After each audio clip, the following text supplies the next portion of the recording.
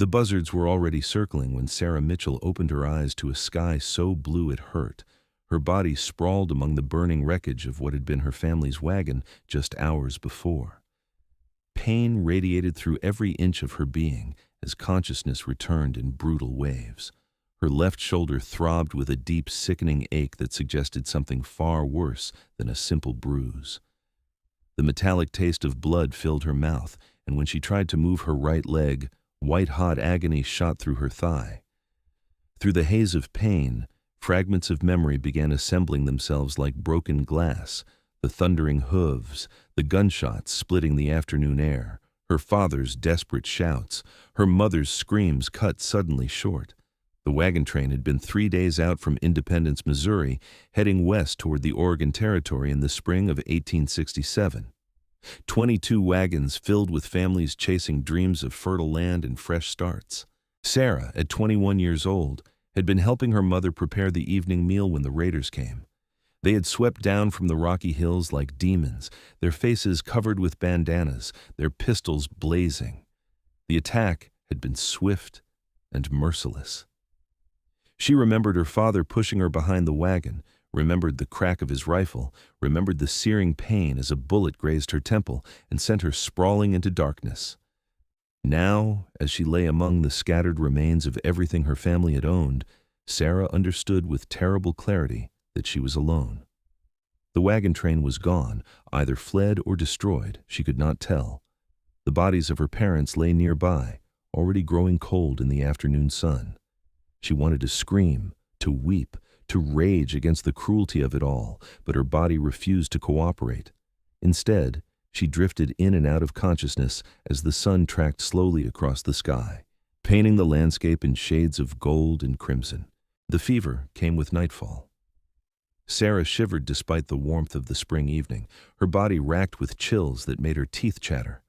The wound in her leg had turned the fabric of her dress dark with blood, and she knew with the practical knowledge of a farm-raised girl that infection would claim her soon if the exposure did not.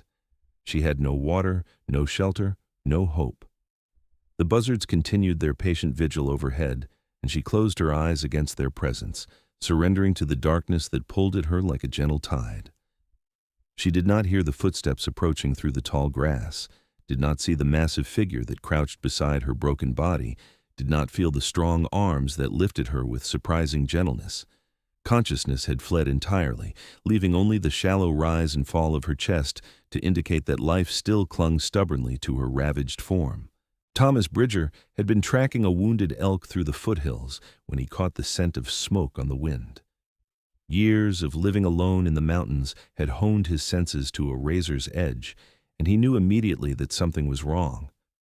He was a man of 30 years, though his weathered face and the deep lines around his eyes made him appear older.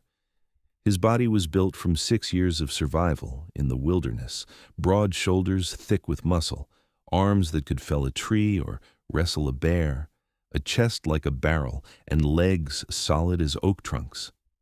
His dark hair hung past his shoulders, often tied back with a strip of leather, and his beard was full but neatly trimmed. At 6 feet 4 inches tall, he cut an imposing figure against the mountain landscape that had become his home. Thomas had left civilization behind after the war that had torn the nation apart. He had seen too much death, too much suffering, and the mountains had offered him peace that human society never could. He trapped beaver and marten, hunted deer and elk, and traded his furs twice a year at the small settlement of Cedar Ridge, some 30 miles to the east. His cabin sat nestled in a valley surrounded by peaks still capped with snow, and he had grown accustomed to his solitary existence. But the sight that greeted him when he topped the rise and looked down at the destroyed wagon train drove all thoughts of solitude from his mind. He moved through the wreckage with grim efficiency, checking each still form for signs of life. Most had been dead for hours. The raiders had been thorough in their brutality, taking whatever had value and leaving only destruction in their wake. Thomas had seen such scenes before, during the war, and the old anger stirred in his chest like coals that never quite went cold. He was about to turn away when he heard a sound so faint he almost missed it beneath the whisper of wind through grass. A breath, ragged and irregular.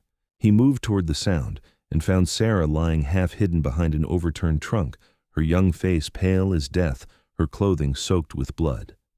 Thomas knelt beside her and placed 2 fingers against her throat, feeling for a pulse. It fluttered there, weak but persistent, and he made his decision in an instant. The journey back to his cabin took the rest of the night. Thomas fashioned a travois from saplings and rope, laying Sarah on it as gently as he could before beginning the long trek into the mountains. His mule, a sturdy animal named Rufus, pulled the travois while Thomas walked alongside, one hand always on his rifle, his eyes scanning the darkness for threats. Sarah moaned occasionally, lost in fevered dreams, but never woke. Thomas stopped twice to give her water, dribbling it between her cracked lips and hoping some of it made its way down her throat. Dawn was breaking over the peaks when Thomas finally carried Sarah through the door of his cabin and laid her on his bed. The single-room structure was rough but solid, built from timber he had cut and shaped himself. A stone fireplace dominated one wall, and shelves held his meager supplies. Furs and hides hung from the rafters, and the smell of wood smoke and leather permeated everything. It was a bachelor's dwelling, functional and spare, but it was clean and dry and safe. Thomas worked quickly, building up the fire until the cabin was warm, then heating water in his largest pot. He had learned field medicine during the war, born of necessity when doctors were scarce and wounds were plentiful. He cut away Sarah's dress with his hunting knife, wincing at the extent of her injuries. The bullet had passed through her thigh, missing the bone by what looked like less than an inch. The wound was already infected, the flesh around it hot and swollen. Her shoulder was dislocated, and she had countless bruises and abrasions. The graze on her temple had bled heavily, but was not deep. He started with the leg wound, cleaning it thoroughly with hot water and the whiskey he kept for medicinal purposes. Sarah thrashed weakly, crying out in her delirium, and Thomas was forced to use strips of leather to secure her to the bed frame. He hated causing her more pain, but infection would kill her as surely as any bullet if he did not treat it properly. He packed the wound with a poultice made from moss and healing herbs he had learned to recognize from a Shoshone trapper years ago, then bandaged it tightly with clean cloth. The shoulder was next. Thomas braced himself, then pulled hard and fast, feeling the joint pop back into place. Sarah's scream echoed through the cabin, but she did not wake, merely subsided back into her fevered sleep. He fashioned a sling to keep her arm immobile, then turned his attention to the countless smaller injuries. Each one he cleaned and dressed with patient care, his large hands surprisingly gentle.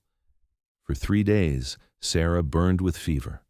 Thomas sat beside her almost constantly, bathing her face and neck with cool water, forcing broth between her lips whenever she seemed even half-conscious. She spoke in her delirium, calling out names he did not recognize, weeping for people he assumed were the family she had lost. He listened to it all with a heavy heart, remembering his own losses, his own ghosts. On the 4th morning, the fever finally broke. Thomas woke from a light doze in his chair to find Sarah's eyes open and focused, watching him with an expression of confused terror. She tried to sit up, gasped at the pain, and fell back against the pillows. "Easy now," Thomas said, his voice rough from disuse.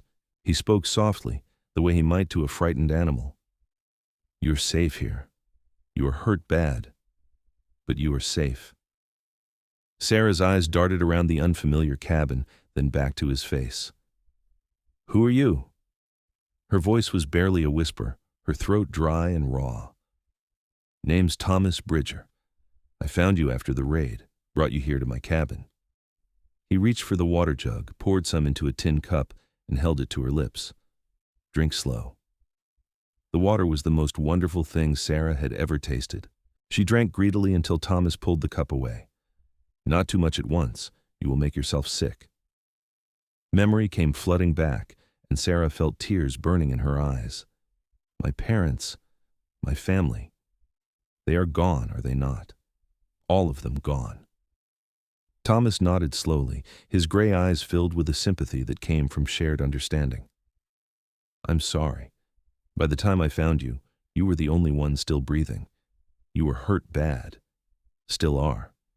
Going to be a while before you are on your feet again." Sarah closed her eyes against the tears that would not be stopped.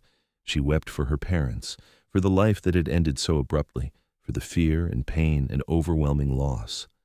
Thomas sat quietly, his presence steady and somehow comforting despite his intimidating size. When her sobs finally subsided into hiccups, he offered her the water again. "Where am I?" Sarah asked when she could speak. "My cabin. Up in the mountains, about 30 miles west of Cedar Ridge. I live alone here. Trap and hunt. It is not much, but it is safe and dry. You can stay as long as you need to heal." Sarah looked at him properly then, taking in his size, his weathered features, the way his muscled frame seemed to fill the small cabin. She should have been frightened, alone with this strange mountain man in the middle of wilderness, but something in his eyes told her he meant what he said. She was safe here. "Thank you," she whispered, "for saving my life, for taking care of me."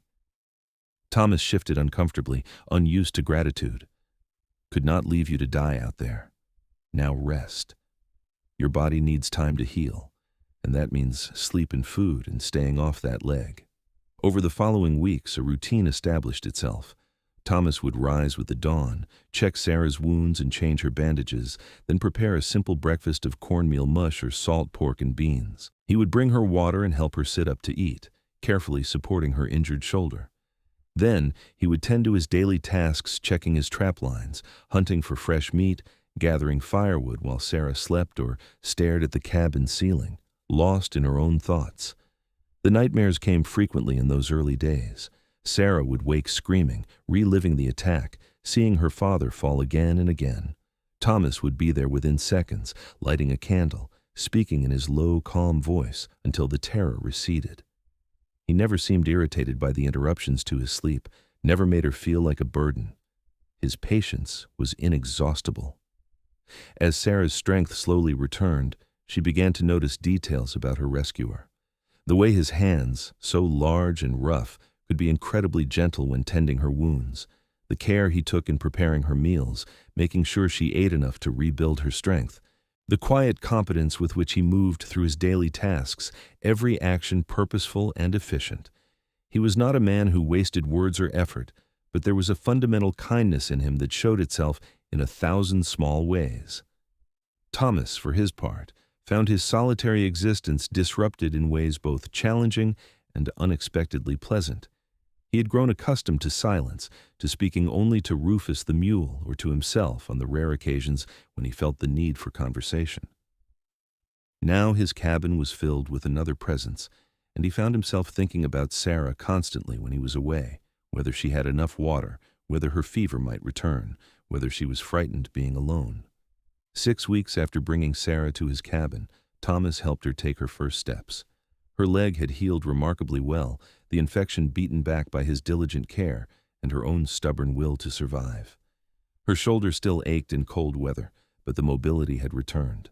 She was thin from her ordeal, her dress hanging loosely on her frame, but her eyes had regained their light and her smile came more easily. Thomas stood ready to catch her as she took one halting step, then another. His hands hovered near her waist, not touching, but close enough to steady her if she faltered. Sarah gritted her teeth against the pain and forced herself forward, determined to be a burden no longer. "That is good," Thomas encouraged. "Take your time. There is no hurry." By the end of the hour, Sarah had walked across the cabin and back 3 times, her face flushed with exertion but triumphant.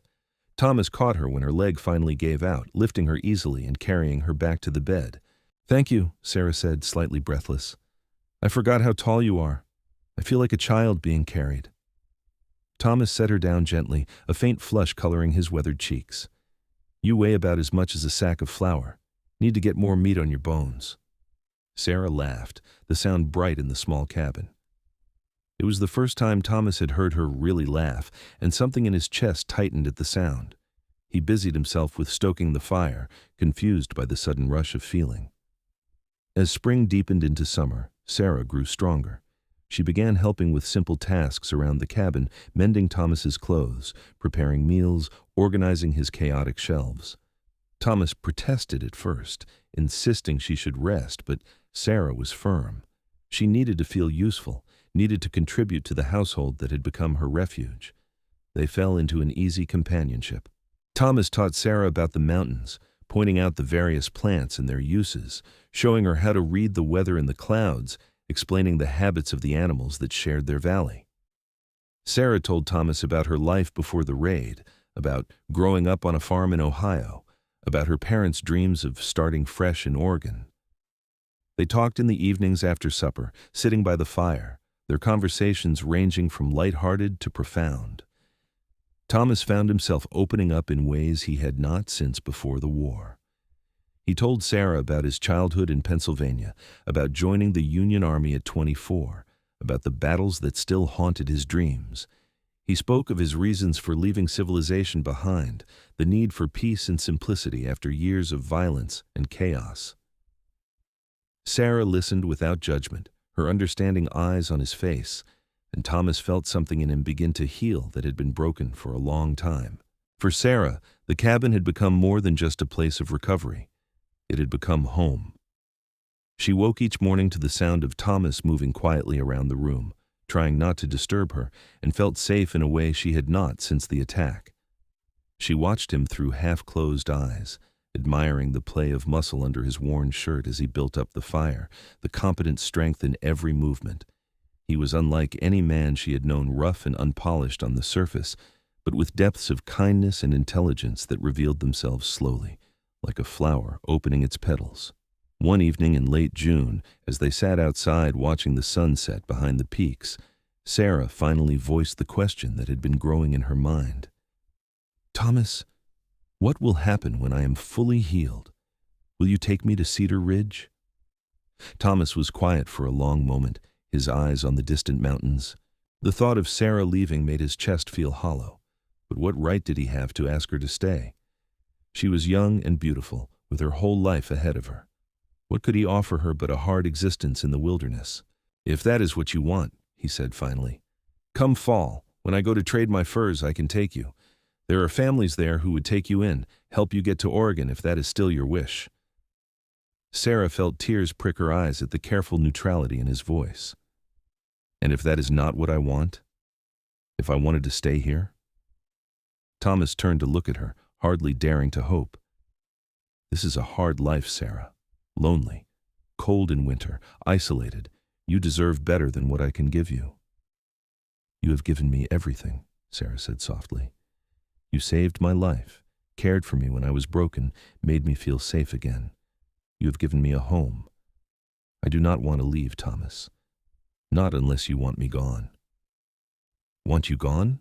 Thomas's voice was rough with emotion. "Sarah, having you here these past months has been like sunshine after a long winter. But I am 16 years older than you, and I am not an easy man. I have been alone so long I have forgotten how to be anything else. You could have a real life, a husband your own age, children, a proper home." Sarah reached out and took his large hand in both of hers. "I'm 21 years old, Thomas, old enough to know my own mind. I do not want an easy life in some town. I want the mountains, the peace, the quiet. And I want you, if you will have me."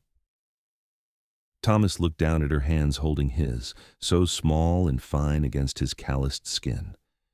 He had told himself for weeks that what he felt for Sarah was simple protectiveness, the natural care of a rescuer for the rescued. But he had been lying to himself.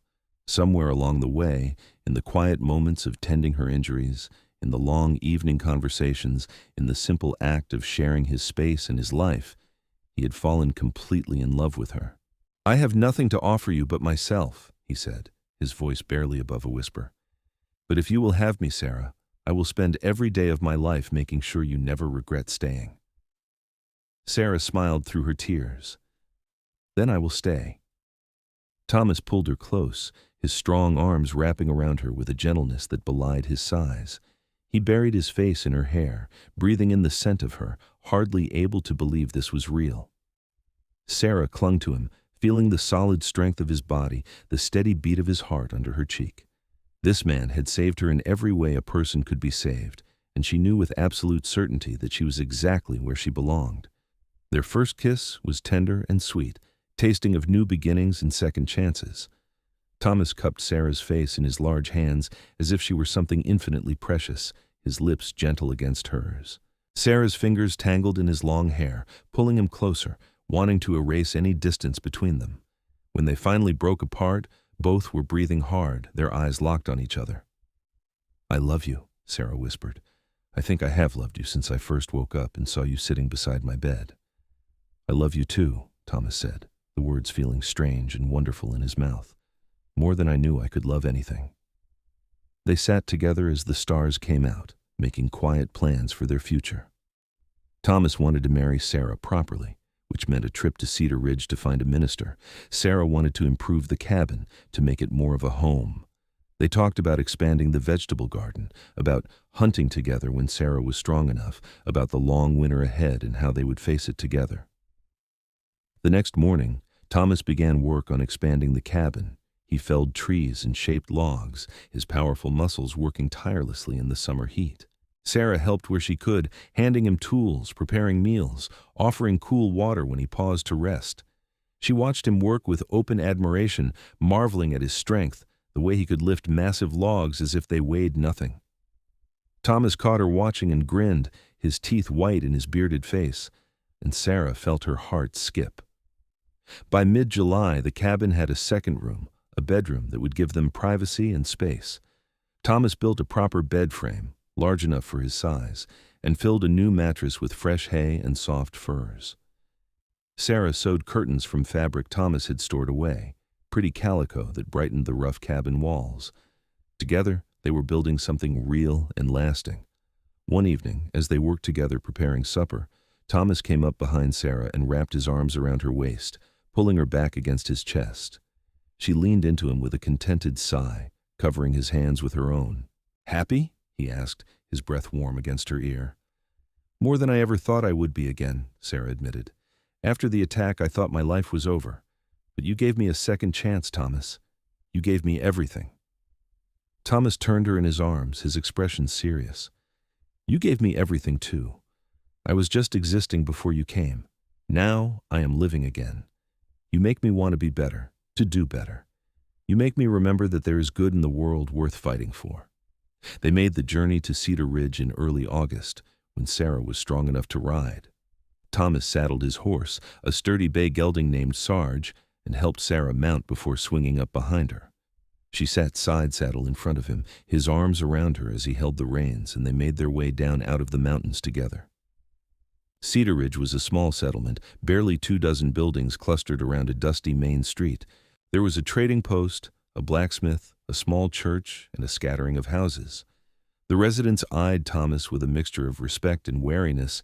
He was known as a fair trader, but kept himself apart, and his size alone was intimidating.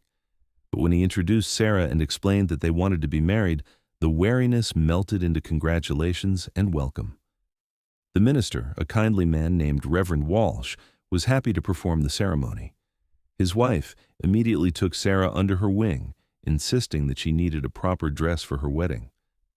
Sarah protested that her simple calico was fine, but Mrs. Walsh would not hear of it. She produced a beautiful dress of cream-colored muslin that had belonged to her daughter, altered it to fit Sarah's slender frame, and declared her perfect. They were married 2 days later in the small church, with half the town in attendance. Thomas stood at the altar in his best clothes, freshly bathed and his hair neatly tied back, looking nervous and proud and overwhelmingly happy. When Sarah walked down the aisle toward him, his breath caught in his throat. She was beautiful, her dark hair falling in waves around her shoulders, her eyes shining with love and joy. The ceremony was simple and heartfelt. Thomas's voice was steady as he spoke his vows, promising to love and cherish Sarah for all his days. Sarah's voice trembled with emotion as she promised the same, her hand small in his.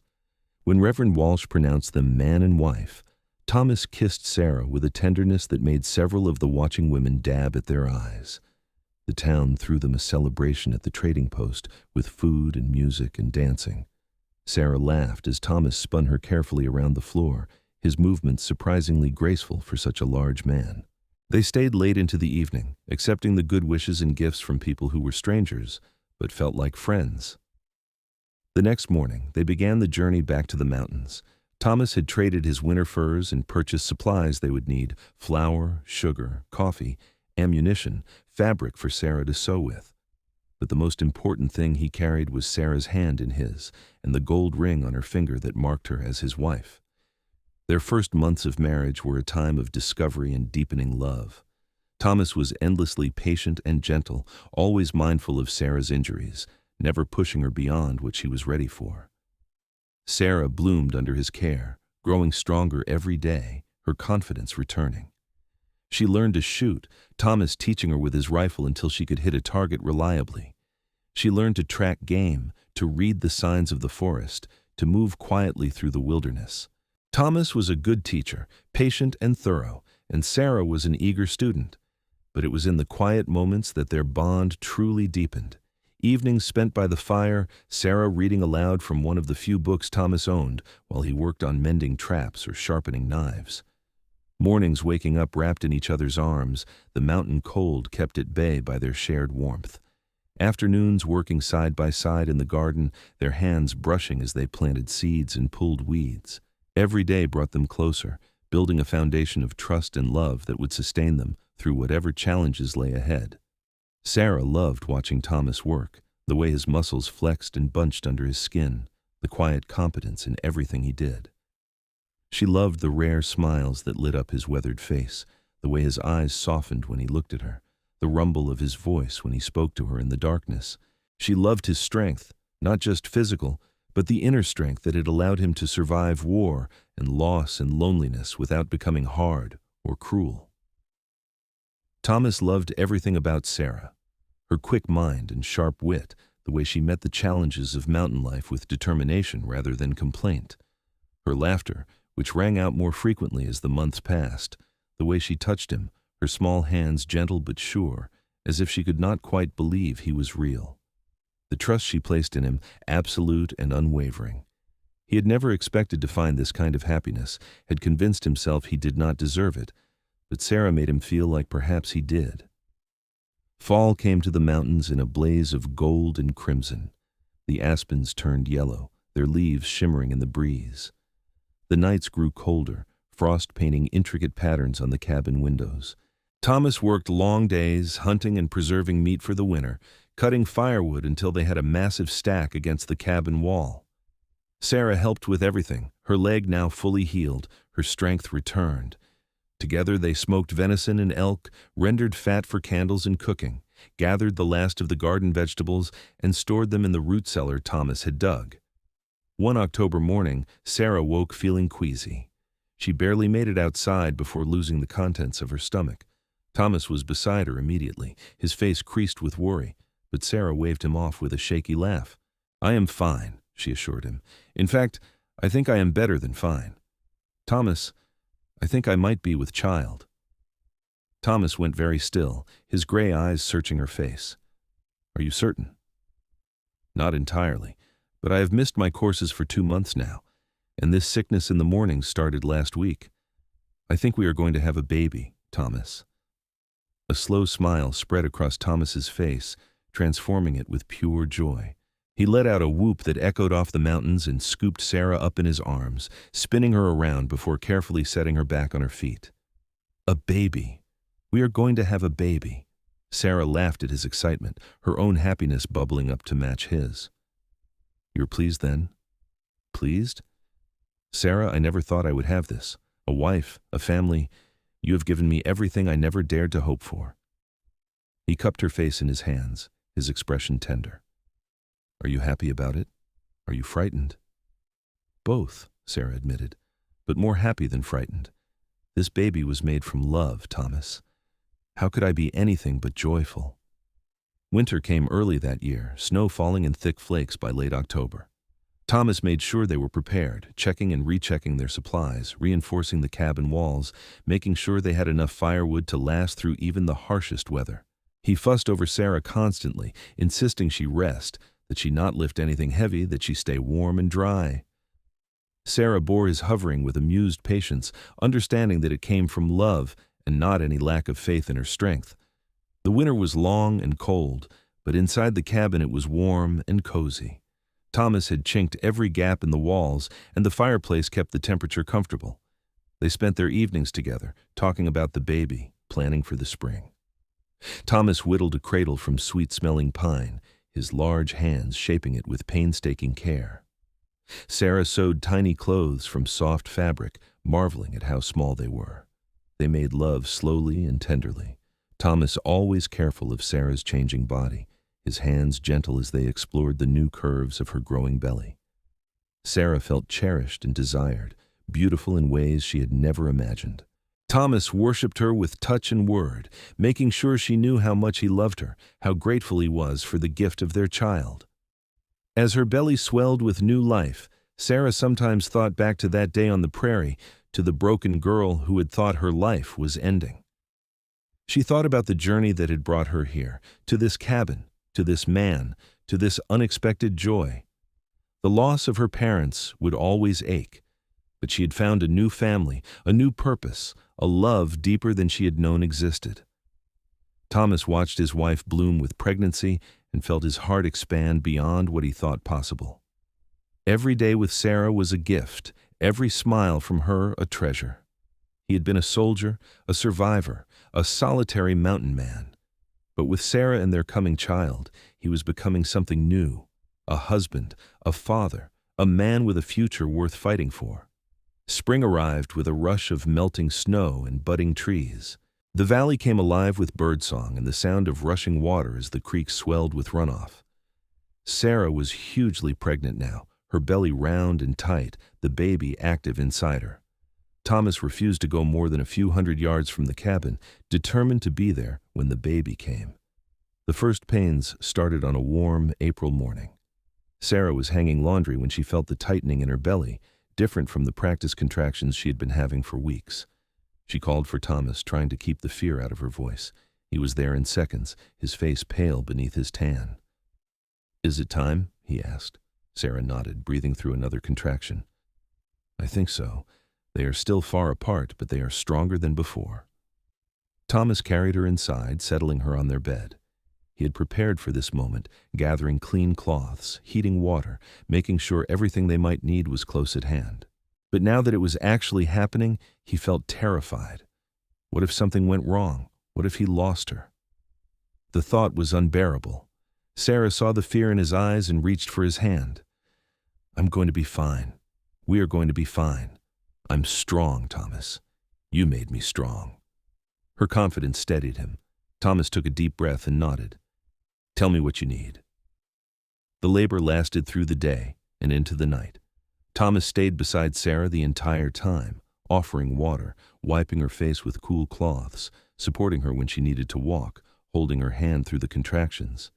He marveled at her strength, the way she faced the pain with gritted teeth and fierce determination. She was magnificent, powerful in a way that had nothing to do with physical size and everything to do with the courage of bringing new life into the world.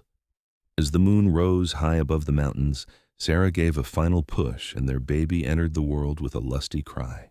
Thomas caught the tiny, squirming form, his hands shaking with emotion. Tears streamed down his face as he carefully cleaned the baby and wrapped it in a soft blanket. "A boy," he said, his voice choked. "Sarah, we have a son." Sarah held out her arms and Thomas placed the baby gently in them. She looked down at the tiny face, the eyes squeezed shut, the small mouth open in outrage, and felt love slam into her with the force of a physical blow. This was their child, born from love and survival, a testament to second chances and new beginnings. "He is perfect," she whispered, "absolutely perfect." Thomas knelt beside the bed looking at his wife and son, and felt complete in a way he never had before.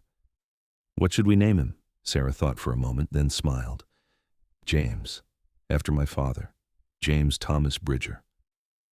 "James," Thomas repeated, testing the name. "I like it. Welcome to the world, little James." The baby quieted at the sound of his father's deep voice, and Thomas touched one tiny hand with a gentle finger. James's fingers curled around his father's finger with surprising strength, and Thomas laughed through his tears. The first weeks with a newborn were exhausting and wonderful in equal measure. James had strong lungs and used them frequently, especially at night. Thomas would wake at the first whimper, bringing the baby to Sarah for feeding, then walking the floor with him afterward, the tiny form cradled carefully in his massive arms. He sang to James in a surprisingly good baritone, old songs from his childhood, while Sarah watched with a soft smile. Sarah recovered quickly from the birth, her youth and strength serving her well. Within a few weeks, she was back to her normal activities, though Thomas still insisted on doing the heavier work. They fell into a routine with James, learning his signals, his preferences, his personality. He was a good baby, alert and curious, his eyes tracking his parents' movements with intense focus. As summer arrived, they carried James outside to see the valley. Thomas pointed out the mountains, the trees, the wildlife, talking to his son as if he could understand every word. Sarah laughed at his earnestness, but loved him all the more for it. Thomas was a devoted father, patient and gentle, his large hands infinitely careful with the fragile new life they had created. One evening, as they sat outside watching the sunset with James sleeping in Sarah's arms, Thomas spoke quietly. "Do you have any regrets about staying here, about the life we have?" Sarah looked at him in surprise. "Regrets? Thomas, this is everything I could want. You, James, this beautiful place. Why would you ask that?" Thomas was quiet for a moment. "Sometimes I think about what you could have had. A proper house in a town, neighbors, an easier life. I worry that I've been selfish, keeping you here." Sarah shifted James to one arm and reached for Thomas's hand with the other. "Listen to me. I chose this life, Thomas. I chose you. Every day I wake up grateful that you found me, that you saved me, that you loved me enough to let me stay. This is not an easy life, but it is a good life. It is our life, and I would not change a single thing." Thomas brought her hand to his lips, kissing her knuckles. "I love you, Sarah Bridger, more than I have words to say." "I love you too," Sarah said softly. "Always." The years that followed were full and rich. James grew from a baby into a sturdy toddler, then a curious little boy.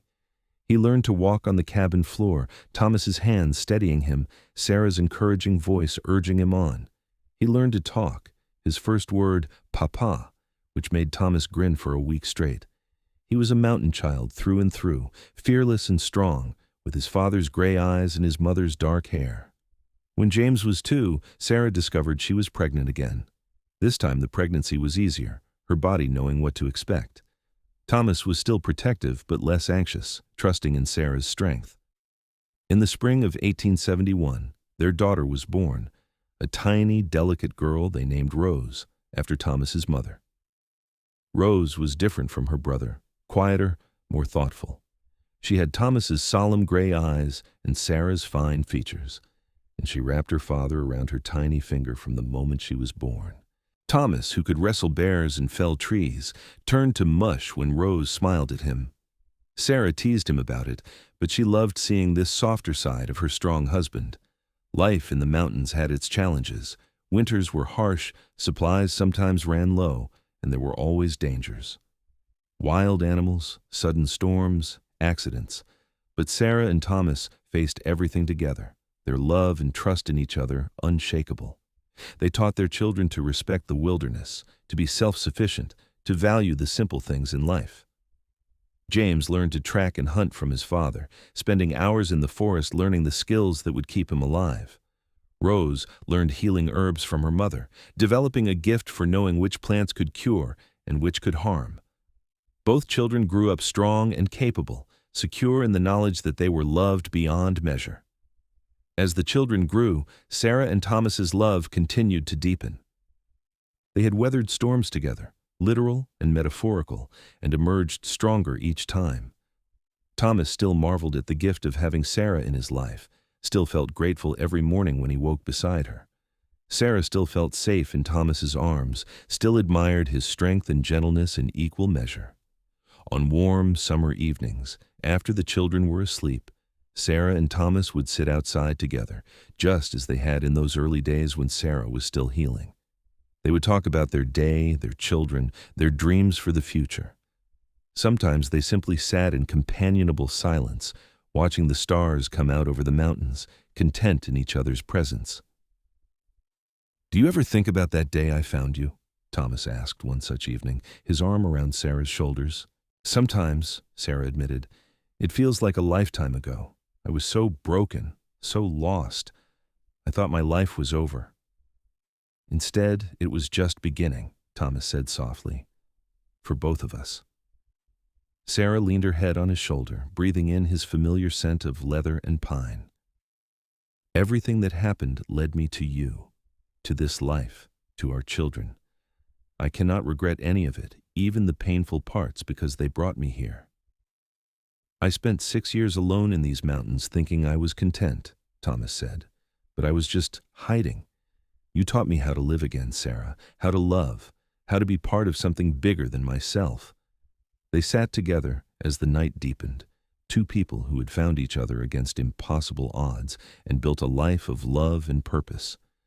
The cabin behind them glowed with firelight, sheltering their sleeping children. The mountains surrounded them, protective and eternal, and between them flowed a love that had been forged in tragedy and tempered by time into something unbreakable. When James was 8 and Rose was 6, they made their first family trip to Cedar Ridge. The journey took 3 days with the children, camping along the trail, Thomas teaching James how to build a proper fire, while Sarah showed Rose how to identify edible plants. It was an adventure, the children wide-eyed at every new sight. Cedar Ridge had grown in the years since Thomas and Sarah's wedding. There were more buildings, more people, the beginnings of real civilization pushing into the wilderness.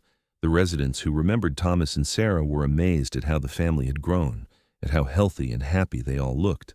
Reverend Walsh and his wife were delighted to see them, exclaiming over how big the children had gotten. Mrs. Walsh insisted on throwing a dinner for them, inviting half the town. James and Rose were shy at first, unused to so many people, but they gradually warmed up, charmed by the attention and the other children who wanted to hear about life in the mountains. Sarah enjoyed the social interaction more than she expected, reconnecting with the few people she had met at her wedding, making new friends among the women of the settlement. But by the third day, she was ready to go home. The noise and bustle of town life, such as it was, felt overwhelming after the peace of the mountains. Thomas understood completely. He had finished his trading, stocked up on supplies they could not produce themselves, and was equally eager to return to their valley. They said their goodbyes, promising to visit again in a year, and headed back into the mountains with relief. "Did you like town?" Sarah asked the children as they rode. "It was fun," James said diplomatically, "but I like home better." "Too many people," Rose said decisively, and Sarah and Thomas exchanged amused glances over her head. The years continued to pass, marked by the changing seasons and the growth of their children. James grew tall and strong like his father, his shoulders broadening, his voice deepening. He was a natural outdoorsman, able to track game for miles, to read the weather in the clouds, to handle a rifle with accuracy and confidence. But he also had his mother's quick mind and love of learning, devouring the books they had and begging for more on each trip to Cedar Ridge. Rose remained small and delicate, but she had a core of steel that reminded Thomas of Sarah. She was fearless in her own way, unafraid of bears or wolves or anything else the mountains might throw at her. She developed a gift for healing, able to set bones and treat injuries with calm competence. She also had a way with animals, able to gentle even the most skittish creatures. Sarah and Thomas watched their children grow with pride and love. They had given them a unique childhood, free from the constraints of civilization, but also from its benefits. Sometimes Sarah worried that they were depriving the children of opportunities, of education and social development. But then she would see the confidence in James's stride, the joy in Rose's laughter, and she knew they had made the right choice. Thomas never doubted. He had seen enough of civilization to know its dark side, had witnessed the cruelty and greed that lurked beneath the veneer of society. Here in the mountains, his children were learning values that mattered: self-reliance, respect for nature, the importance of family. They were growing up strong and good, and that was worth more than any formal schooling. As Thomas approached his 50th year and Sarah her 35th, they had settled into a comfortable rhythm of life. Their love had matured like fine wine, less urgent than in those early days, but deeper, richer, woven into the fabric of their daily existence. They knew each other completely, could communicate with a glance, could anticipate each other's needs and wants. They still made love regularly, their passion tempered, but not diminished by time and familiarity. One spring morning, Sarah woke to find Thomas already up, sitting in his chair by the fire, his expression troubled. She went to him immediately, kneeling beside his chair and taking his hands. "What is wrong?" she asked gently. Thomas looked at her, his gray eyes shadowed. "I had a dream last night. About the war, about the men I killed. It has been years since those nightmares plagued me, but last night they came back." Sarah squeezed his hands. "Do you want to talk about it?" Thomas was quiet for a long moment, then began to speak. He told her things he had never spoken of before, dark memories he had buried deep. The young soldier he had bayoneted in hand-to-hand combat, the screams of the wounded, the smell of death that had permeated everything. He spoke of the guilt he carried, the question of whether he had fought for the right reasons, whether the blood on his hands could ever be washed clean. Sarah listened without interrupting, her heart aching for the pain he still carried. When he finally fell silent, she stood and wrapped her arms around him, holding him tight. "You are a good man, Thomas Bridger," she said firmly. "War forced you to do terrible things, but that does not make you terrible. Look at what you have built here, a family, a home, a life based on love and kindness. That is who you truly are." Thomas held her close, drawing strength from her unwavering faith in him. "I do not deserve you." "You deserve every happiness," Sarah said, "and I am grateful every day that I get to share this life with you." The moment passed, the darkness receding as it always did when Sarah was near. Thomas pulled himself together, kissed his wife's forehead, and went about his day. But Sarah had seen the vulnerability in him, the hurt that still lingered from old wounds, and it made her love him even more. He was not perfect, not invincible despite his size and strength. He was human, flawed and hurting, and doing his best. Just like her. That evening, after the children were asleep, Sarah and Thomas lay in bed together, their bodies close. Sarah traced patterns on Thomas's bare chest, feeling the steady beat of his heart under her palm. "I was thinking today about how much has changed since you found me," she said softly. "I was so broken, Thomas. Physically, yes, but also inside. I'd lost everything. I did not think I could survive it." Thomas stroked her hair, his touch gentle. "But you did survive. You are the strongest person I know, Sarah." "Only because of you," Sarah said. "You put me back together, piece by piece. You gave me a reason to live again. You gave me love and family and purpose. Everything I am now, everything I have, I owe to you." "No," Thomas said firmly. "You saved yourself, Sarah. I just gave you a safe place to do it, and you have given me far more than I ever gave you. Before you, I was just existing, running from my past, hiding in these mountains. You made me want to be better, to build something, to have a future worth looking forward to. You saved me just as much as I saved you." They lay together in the darkness, holding each other, understanding that their love was built on this foundation of mutual salvation. They had found each other at their lowest points and lifted each other up. They had built a life together from nothing but determination and love, and it was more solid than any mansion, more valuable than any fortune. As Sarah drifted off to sleep in Thomas's arms, she thought about the girl she had been, lying broken on the prairie, and the woman she had become. She thought about the twisting path that had led her here, to this bed, this man, this life. She thought about her children sleeping in the next room, products of a love she had never expected to find, and she felt grateful, deeply and completely grateful, for every moment, every trial, every joy that had brought her to this place. Thomas lay awake a while longer, listening to Sarah's breathing even out in sleep, feeling the weight of her head on his shoulder. He thought about the mountain man he had been, solitary and guarded, convinced he was better off alone. He thought about the moment he had found Sarah, the decision to save her that had changed everything. He thought about the family they had built, the love they shared, the life they had created together. Gently, so as not to wake Sarah, Thomas pressed a kiss to the top of her head. "Thank you," he whispered into the darkness, "for choosing me, for staying, for loving me. Thank you for everything." The years continued their steady march. James, at 16, was nearly as tall as his father and still growing. He had his father's build, all broad shoulders and lean muscle, but he also had his own personality, quieter than Thomas, more thoughtful, with a dry sense of humor that could make his mother laugh until she cried. He was courting a girl from Cedar Ridge, a sweet-faced blonde named Emma who had caught his eye on their last visit to town. Rose, at 14, was blossoming into a beautiful young woman. She had her mother's delicate features and her father's quiet strength, a combination that drew attention wherever they went. But Rose was not interested in boys or romance yet. She was too busy learning everything she could about healing, about the natural world, about the mountains she loved. Sarah, in her late 30s now, had settled into herself completely. She was confident and capable, able to handle anything the wilderness threw at her. The scars from her injuries were faded now, barely visible, but they served as a reminder of how far she had come. Her love for Thomas had only grown with time, deepening into something fundamental to her existence. She could no more imagine life without him than she could imagine life without breathing. Thomas, at 52, was still as strong as ever, though his hair was now more silver than dark, and the lines on his face had deepened. He moved with the same quiet competence, worked with the same tireless energy.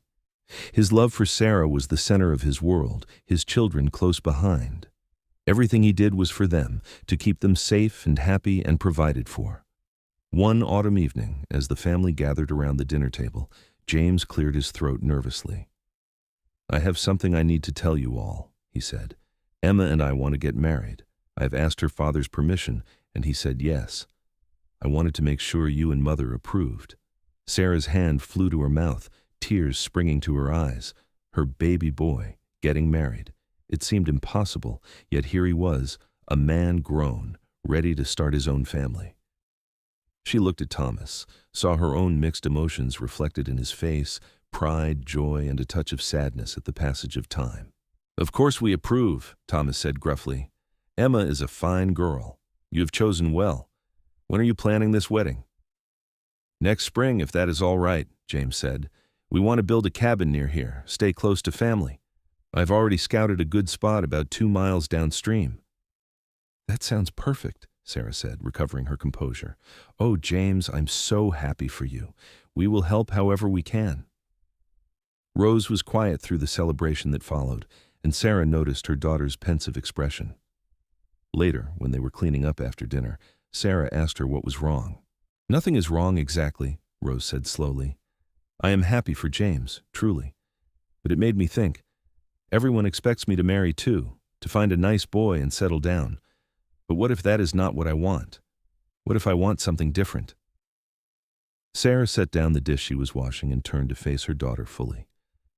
"What do you want, Rose?" "I want to be a healer," Rose said with quiet intensity. "Not just knowing herbs and basic doctoring, but really learning. I want to study, to understand how the body works, how to treat serious injuries and illnesses.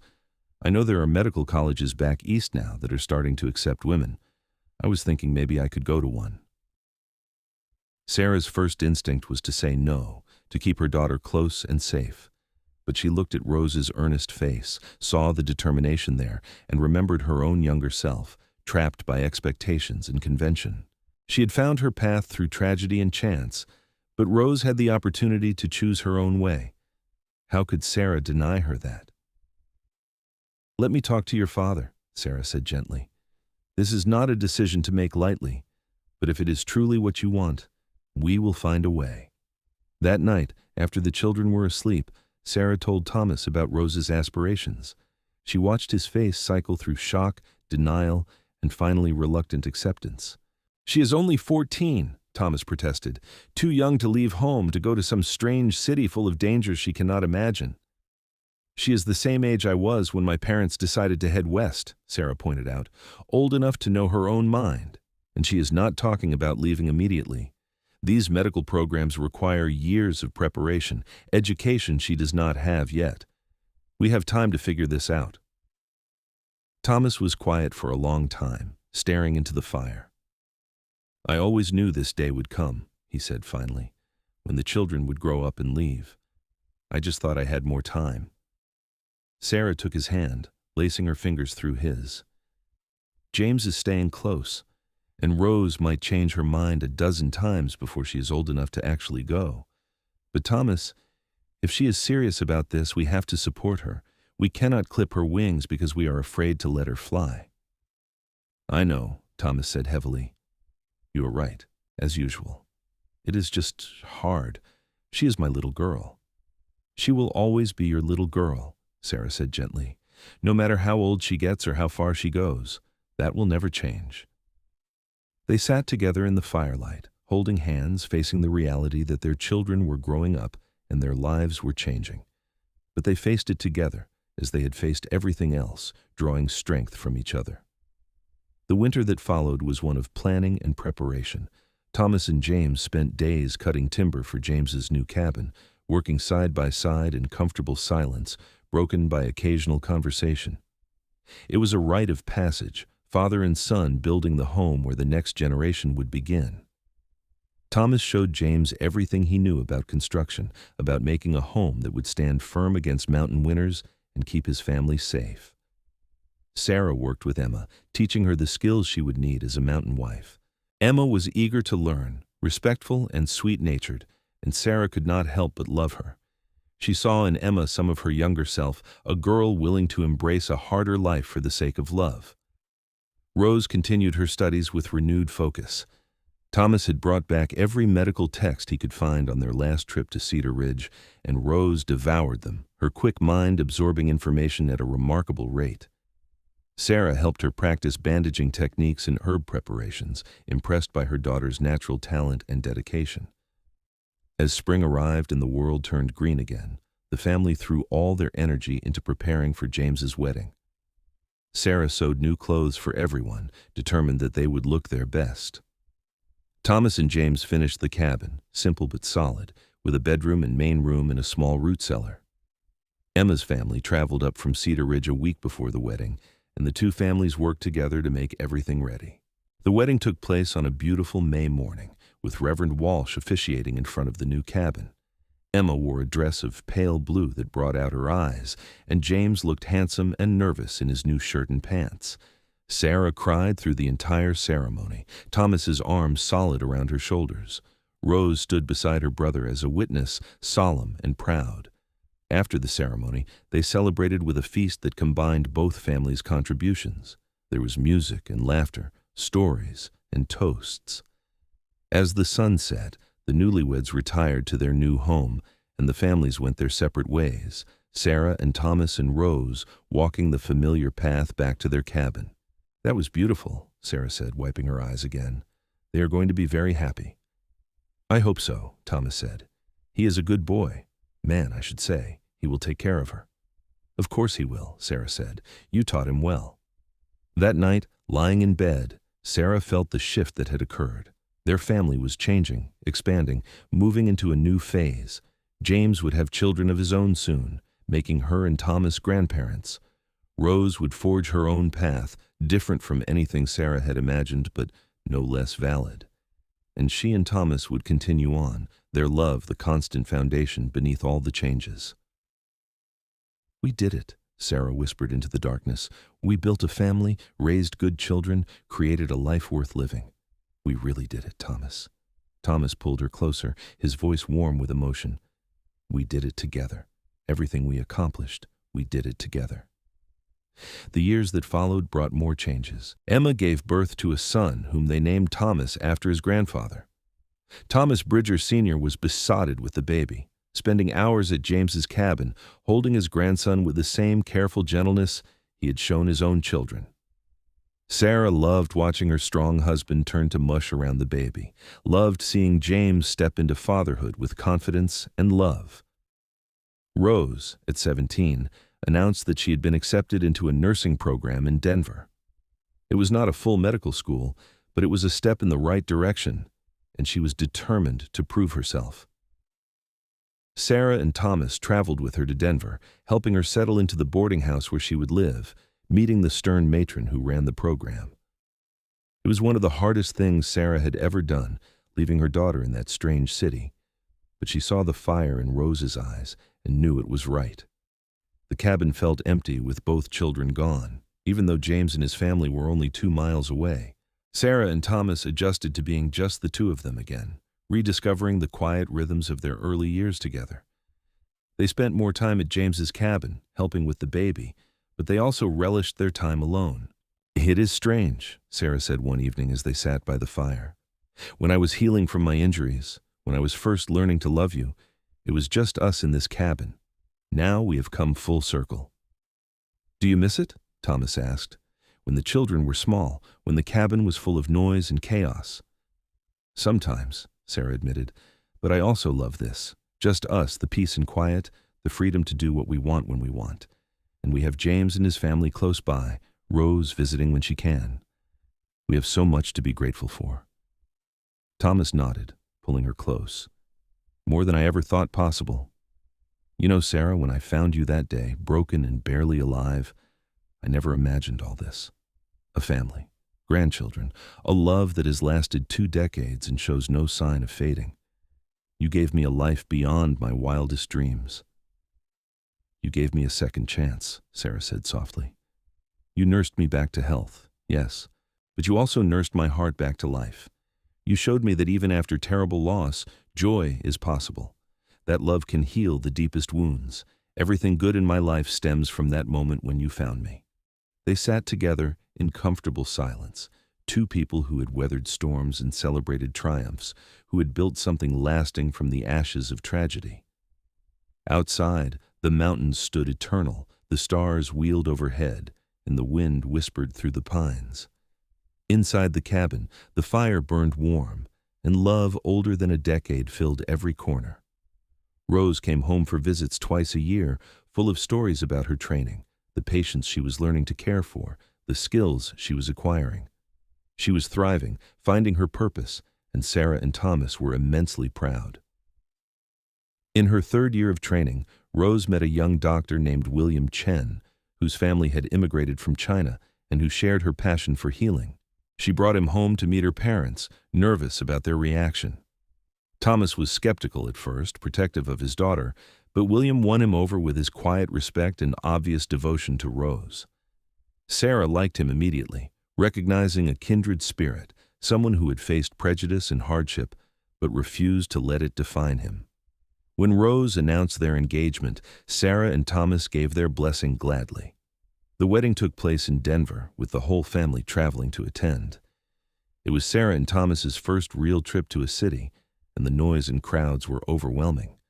But seeing Rose in her wedding dress, seeing the joy on her face as she married the man she loved, made it all worthwhile. James stood with his sister, now a father of 2 young Thomas, had a baby sister named Clara. The family was growing, spreading out, but the bonds remained strong. As Sarah approached her 50th birthday and Thomas his 65th, they began to slow down. Not much, but enough to notice. Thomas's joints ached on cold mornings, and Sarah's energy was not quite what it had been. But they were still healthy, still strong, still deeply in love.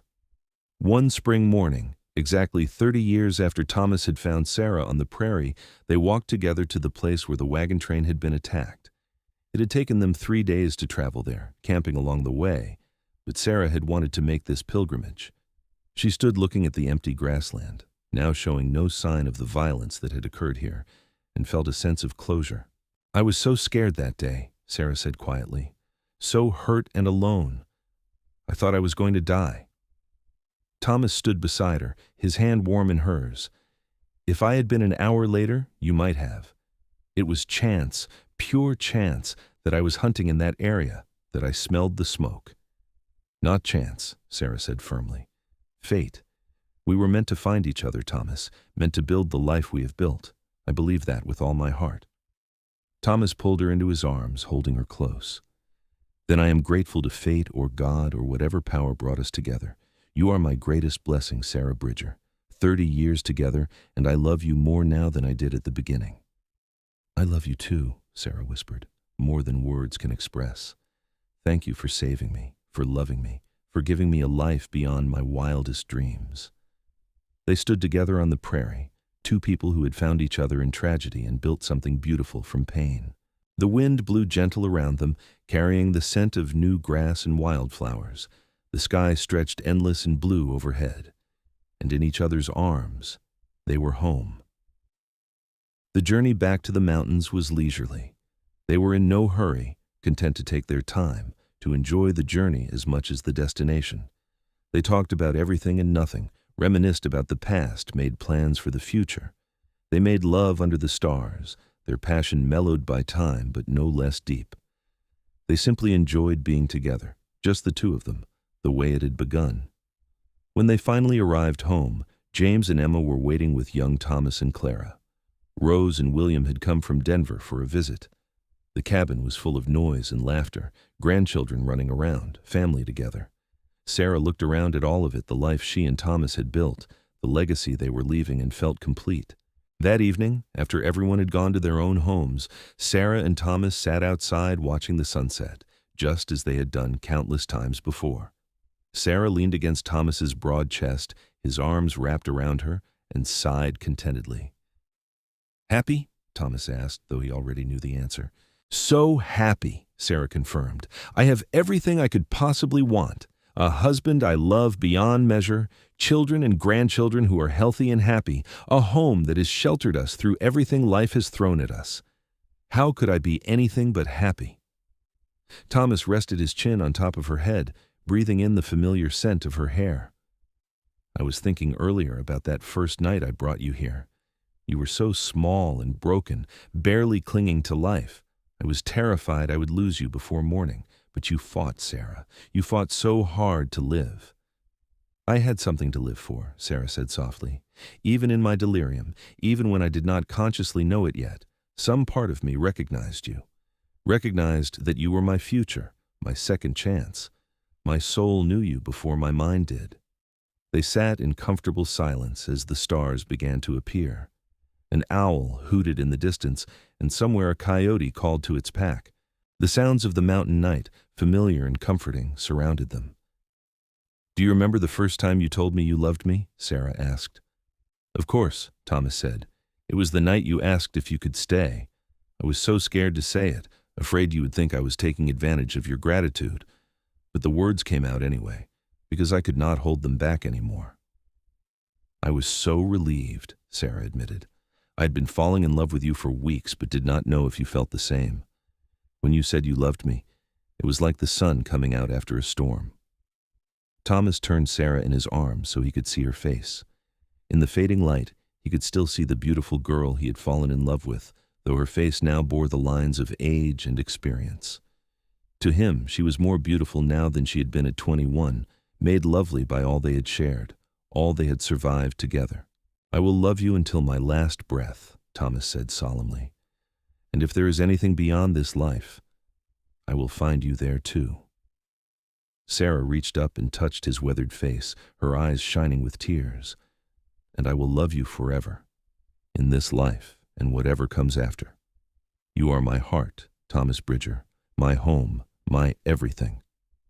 They kissed as the last light faded from the sky, a kiss that held 30 years of love and devotion, of trials overcome and joys celebrated. It was a kiss that promised forever, that reaffirmed vows spoken long ago, that sealed them together as surely as any ceremony could. The years continued to pass, gentle now, without the drama of earlier times. Thomas and Sarah settled into a peaceful routine, their days filled with simple pleasures. They tended their garden, visited with their family, took long walks through the mountains they loved. Thomas taught young Thomas how to track and hunt, while Sarah taught Clara how to identify healing herbs. They passed on the knowledge they had accumulated, ensuring it would continue to the next generation. Rose and William had 3 children in quick succession, and they would visit each summer, filling the cabin with noise and energy. Rose had fulfilled her dream, working as a nurse in Denver, respected for her skill and compassion. William had his own practice, and together they served the growing city's population. They were happy, successful, making a difference in the world. James and Emma had 4 children eventually, all of them growing up strong and healthy in the mountain valley. James had built a good life, supporting his family through hunting and trapping, just as Thomas had done. He was a devoted father and husband, and Sarah could not have been prouder. As Thomas entered his 70s, he began to slow down more noticeably. His body, which had been so strong for so long, was finally showing the wear of decades of hard living. He could not work as long as he once had, could not lift as much weight. But his mind was sharp, his love for Sarah undiminished. He took his aging with grace, accepting the limitations with a philosophical attitude that Sarah admired. Sarah, in her mid-50s, was still vigorous and healthy. She cared for Thomas with the same tenderness he had shown her all those years ago when she was the one who needed nursing. It was a role reversal neither had expected, but Sarah was grateful for the opportunity to give back some of what she had received. One winter evening, as a storm howled outside and they sat by the fire, Thomas spoke quietly. "Sarah, I need to talk to you about something serious." Sarah set aside her sewing, her heart clenching at his tone. "What is it?" "I'm getting old," Thomas said bluntly. "I can feel it in my bones, in the way my body does not respond like it used to. I do not know how much time I have left, but I need you to promise me something." "Anything," Sarah said, moving to sit beside him, taking his large hands in hers. "Promise me that when I am gone, you will not hide away up here alone. Promise me you will stay close to James and his family or go to Rose in Denver. Promise me you will keep living, keep finding joy, keep being the strong woman I fell in love with." Tears streamed down Sarah's face. "Do not talk like this. You're not going anywhere. You are strong, Thomas. You have years left." "Maybe," Thomas said gently, "but maybe not. And I need to know you will be all right. You have been my whole world for 33 years, Sarah. I need to know my world will continue, even when I am not in it anymore." Sarah threw her arms around him, sobbing into his chest. The thought of life without Thomas was unbearable. He was her foundation, her rock, her greatest love. How could she exist without him?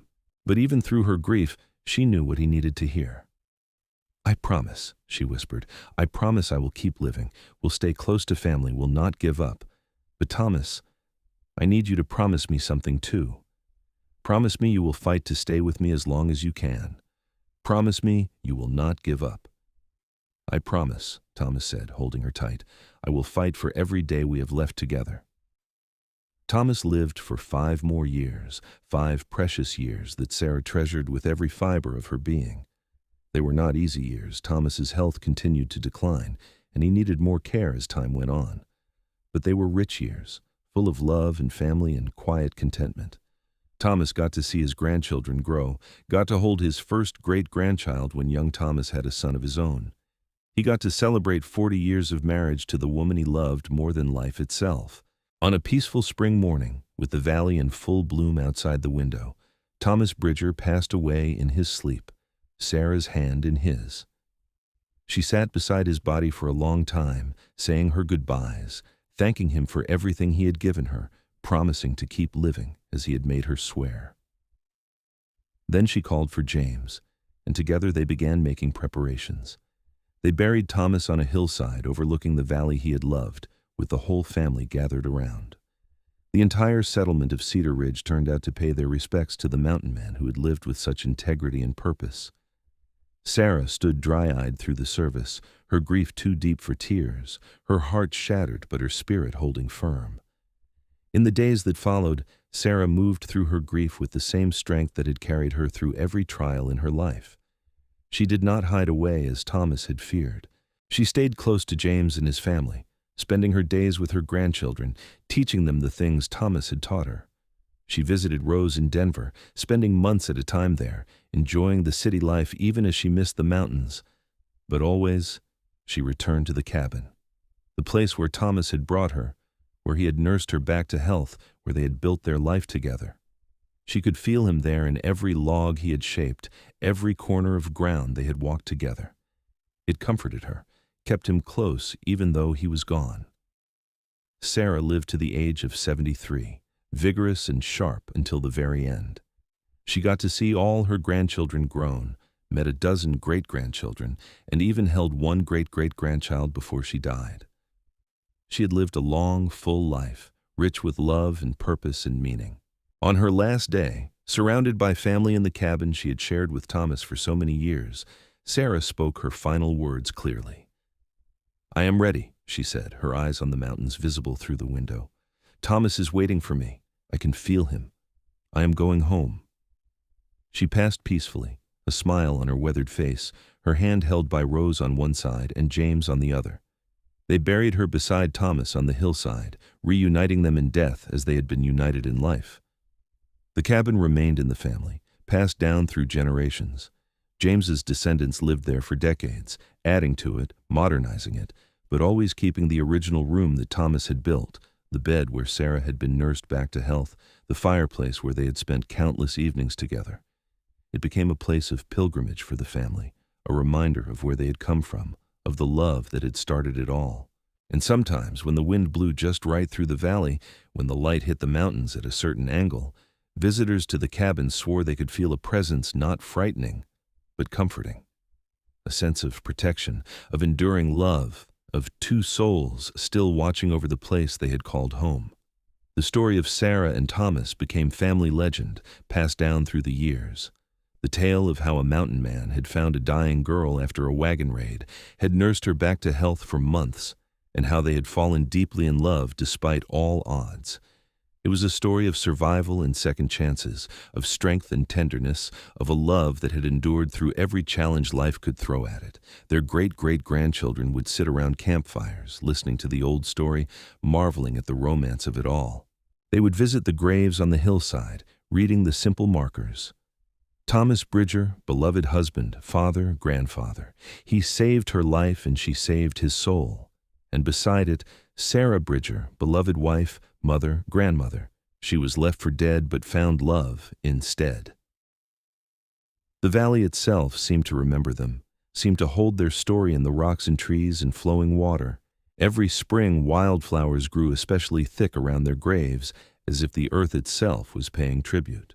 Eagles nested in the tall pines nearby, their cries echoing off the mountains, and the cabin stood solid and strong, just as the love that had built it, a testament to what two people could create when they chose each other against all odds. Rose's children and grandchildren carried on her legacy of healing, several of them becoming doctors and nurses, serving communities across the West.